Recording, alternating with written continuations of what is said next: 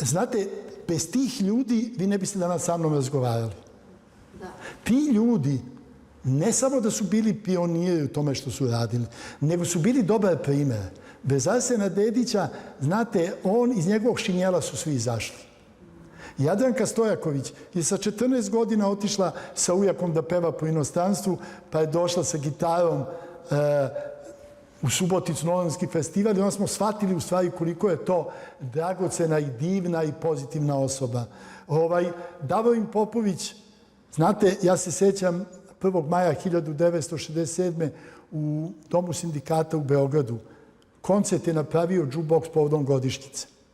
I onda su izašli Indeks i počeli da pevaju Pružam ruku. Mrak i odjedanput ceo Dom sindikata refren peva. Ja sam se naježio i rekao sam ovo je deo mog života. Ja hoću da ostatak života u ovome provedem. Ja sam sa Davorinom bio do posljednjih dana drug. A ja sam, kako da vam kažem, znate, neko ovu moju profesiju je nazivao rock kritika. Ja nikad nisam pisao kritiku. Ja nikad nisam pisao nešto loše o nekome. To mene nije zanimalo.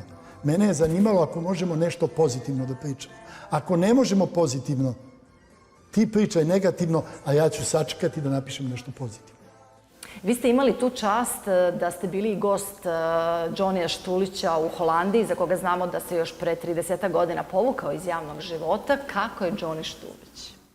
Znate šta, nemojte mene da pitate za Džonija Štulića. Ja i suviše držim do njega. A danas živimo u vremenu kada ljudi ne mogu da se poistovete sa njegovom situacijom. Znate, kada se vi povučete iz javnog života, praktično 1984. pa do 90. objavite 2 ploče, pa kad je trebao da izbije rat, on je išao da zagovara da ne bude rat, a onda je u Beograd došao 95. tačno na konferenciju u Daytonu kad se sve smirilo i od tada više nije izašao iz svoje kuće u Holandiji, u Houtenu. Ja sam imao sreću da ga nekoliko puta vidim u Holandiji. Posljednji put sam ga vidio pre 3 godine kad sam se vraćao iz San Francisca. Ceo dan sam bio na aerodromu u Amsterdamu pa smo onda otišli da ga vidimo. Znate, svaki susret sa Džonijom je nešto što morate tetovirati i u srcu i u glavi. Jer čujete od njega način kako on priča.